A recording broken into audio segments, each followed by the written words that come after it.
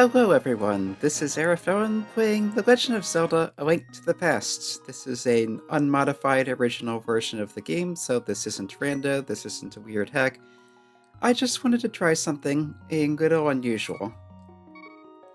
So the idea for this has been kind of in my head for a while. I have Link spelled backwards there. So the idea that I wanted to try was doing dungeons in as much of a backwards order as possible. And there's a limit to how much you can do without outright glitching or otherwise doing things that are not really legitimate. But there is a significant amount of sequence breaking and unusual routing that you can do in the game as it is without using any glitches or other weird tricks or anything, just not finishing things while you're there, grabbing the items and moving on, basically. So right away, I'm going to skip the chest here, not because this is in any way a secret spake, but because part of what I'm trying to do is to get to some unusual lines of text that you would not normally see during a playthrough, much less a speedrun.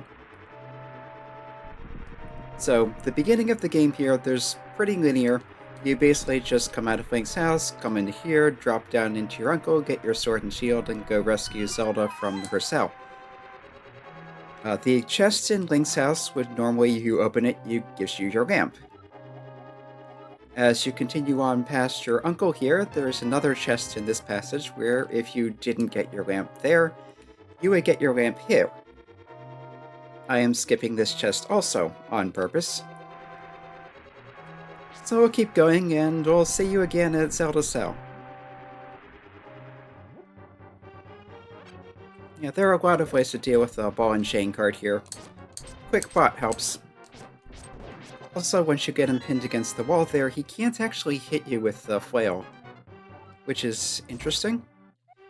Anyway, here's Zelda. She has her text here, she goes through this whole thing, tell her I understand, go ahead and leave. If you didn't get a lamp already, the cell in Zelda's chest will have a lamp in it. I'm also skipping that one. And finally the payoff. Here's why I kept skipping the lamps. Do you have a light? It's pitch dark inside. If you try to push this without having the lamp, it doesn't push. The game actually keeps you from going into the dark area without a lamp. So the closest one should be here in the Uncle Passage. Here's your lamp. And now you can light torches and see your way in darkness. So now that we have the lamp, Zelda will actually help push this and we can get it out of the way and go into the dark passage behind the throne and see what we're doing.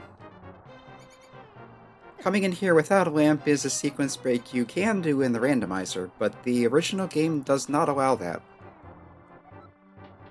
Now another difference from the randomizer is that at this point I would be hoping to have some bombs to get into the back passage here. In the original game, that is not a possibility. The rats can only drop money, and the guards and snakes can only drop from a prize pack that is mostly hearts, and an occasional rupee. Rats are a good source of money, though. Alright, so here we are at Sanctuary. Zelda is as safe as she gets. There's a bunch of text here. You're supposed to follow their breadcrumbs, go over to the village of Kakariko to get a clue to finding the Master Sword. But the Elder's not there, he's gone into hiding. You're supposed to find out from one of the villagers that he's in a house. Yeah. You're supposed to find out from the villagers that he's gone into hiding over by the Eastern Palace, and that'll get marked on your map and all that, but if you already know that, you can just head straight there. Now, the Elder Sahasrara is in the hut down there, but I know he's just going to tell me to go into Eastern Palace anyway, so let's skip that step and just go straight in. Alright, we get the bow.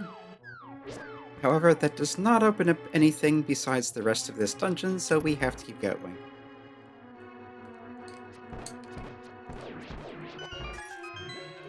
That's so satisfying when it works. And on to the Armist Knights. There's a quick kill setup. I never quite got the hang of it, so let's just do this the normal way.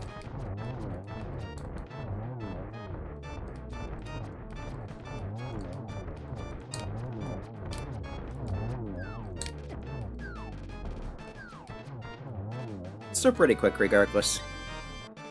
They don't like errors. And here is the green pendant, which Sahasrara would have sent us to get anyway, so let's take this and go back to him.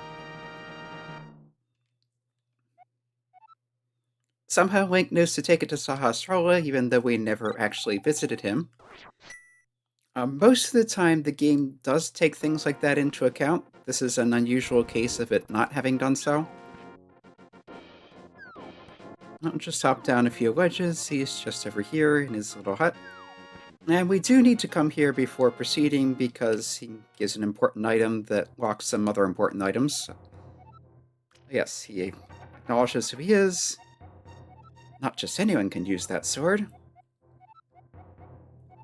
And instead of telling you to get the pendant, he says, "Oh, I see you have it." Now he tells the legend, as he always would. So there's a small change in the text there, based on you already having done what he was going to tell you to do. Get the boots. The boots are incredibly important. They are required to get the next item that we need. They're required in the dungeon we're going to. They're required in a few other places. And they're just nice to have all around. Get some quick bombs and supplies out of the back here. And be on our way. The boots, as you probably know, let you bonk into this bookshelf here and knock the book off. And you need that book to get into Desert Palace. So we'll be going there next. The book lets us read this tablet, which leads to this little praying scene, and the statues move and we can get in.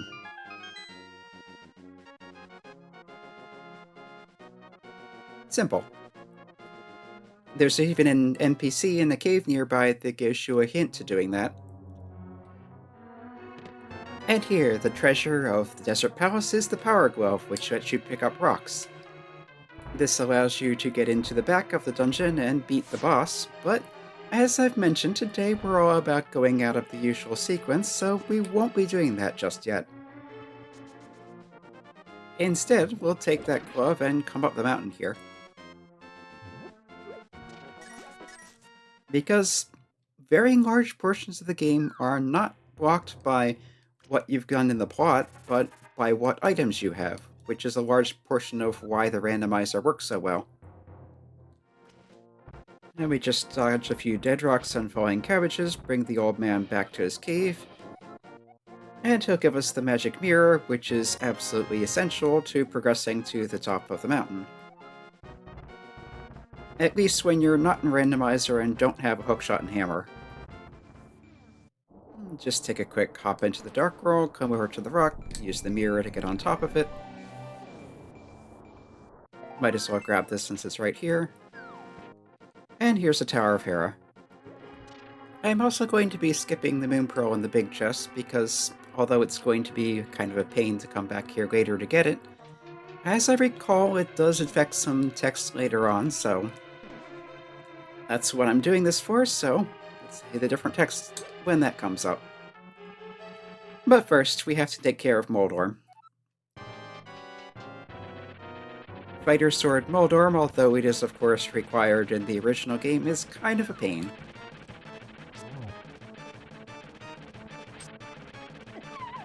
Because of that.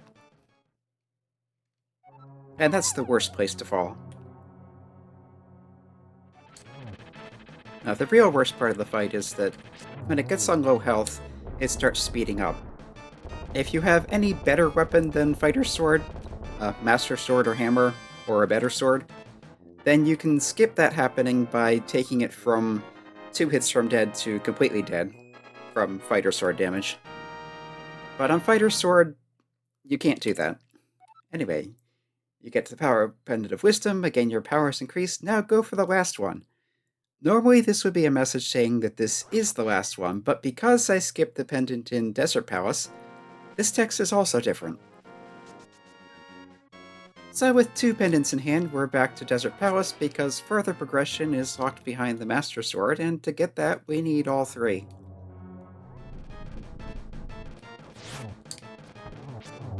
There we go. Another heart, and the 3rd pendant, which will actually say it is the 3rd and final pendant instead of saying it is the 2nd pendant as it would if you get them in the usual order. There is no real point to going out of order, it's just they actually have text to account for it because they knew you could do this. And here's another line you're never likely to see because the whole point of this NPC is to clue you into getting the Book Medora to go into Desert Palace. There's no real reason to come back here after you have all 3 pendants. And to the Master Sword pedestal, which, this not being Randomizer, of course, has the Master Sword and not some random junk.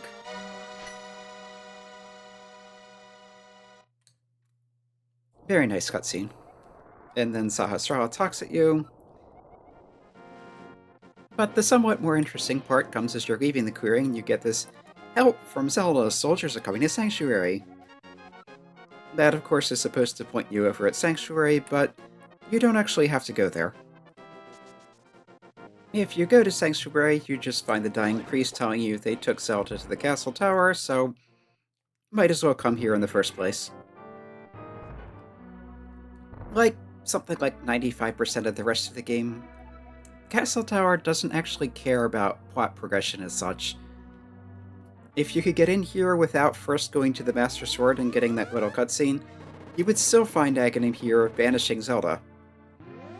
The only thing is the game is set up so you have to go get the Master Sword before you can get past the barrier and get in here. Magical Cape would also do it, but you can't get that until you've been past this part of the story anyway because of where it's placed, so yeah.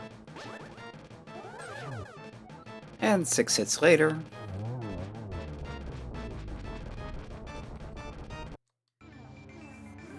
we get sucked into the Dark World. But something's a bit off. Because I never get the Moon Pearl, Link is a pink bunny. Now, Sahasrara starts with his usual talk about what the Dark World is and what happened here and all that, but as I recall at the end of this, we wait for him to finish. He does talk a lot, doesn't he? I've gotten too used to Randomizer where they basically don't say anything.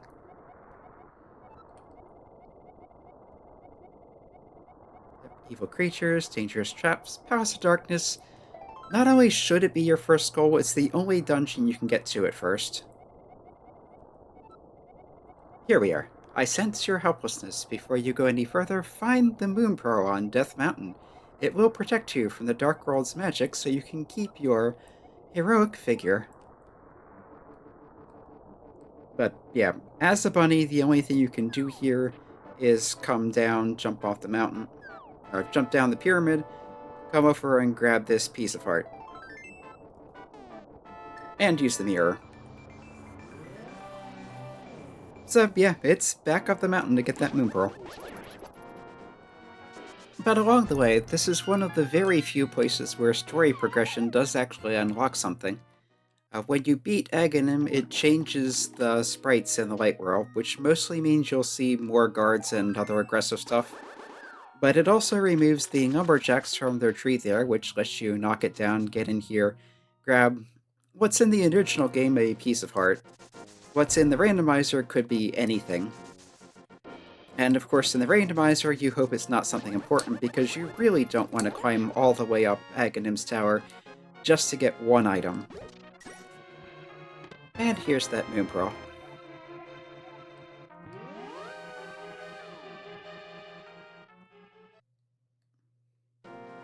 Actually, as long as I'm up here, I'm going to need Ether eventually, and there's no better time to do this than when you're already here. Of course, you can't get this on your first trip up the mountain because you won't have the Master Sword then, and you need the Master Sword or better to activate these tablets. But as soon as you get the sword, you can come back here and get it. Also, Ajina's text has changed again. That's a surprising amount of attention to detail for a character who has really no real plot significance. Anyway, in case anyone wasn't aware of this, once you've beaten Aghanim, it creates a portal under the gate to the castle, which if you want to get back into the castle proper, you can go back through the Uncle Passage. I could not get the crystal hand room setups I usually see from runners to work, but I did find another one that did work when I tried it, so let's hope this works again. You come to the screen below the entrance to Death Mountain, come to this low row of trees here. You need the boots. Face this tree, bash into it. Now start running, turn down before the run starts, and just head over to the hole east of the graveyard. The important thing is to do the bonk off the tree, dash off the edge of the screen like that, because it misaligns the camera just enough that if you slash the bush enter from the bottom, the game isn't sure where you're actually dropping into, and as a fail-safe, it puts you in this room.